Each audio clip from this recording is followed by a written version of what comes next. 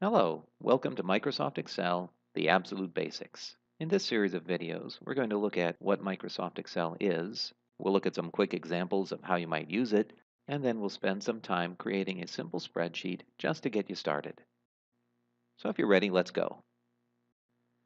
Essentially, Microsoft Excel is a place to keep data and then analyze it in various ways to find out what it means.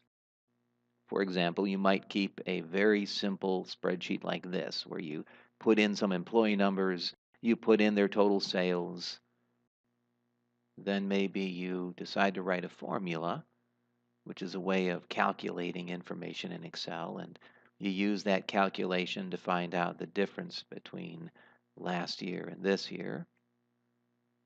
And maybe you even put a total at the bottom of each of those columns so that you can really understand what was happening there. And of course, all we're doing is looking at an example right now. We're going to look at how to do this kind of thing in more detail later.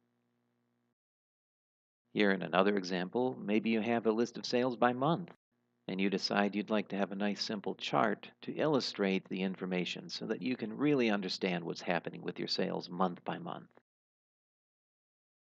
Or maybe you have a whole lot of information like this, and you need some way to sort of group and subgroup it and total it up.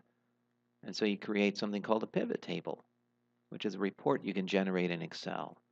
And maybe you accompany that with a pivot chart to visualize it a little better. But of course, for your first spreadsheet, you don't want to start with anything really complicated. And it's a good thing to start with something that you can identify with.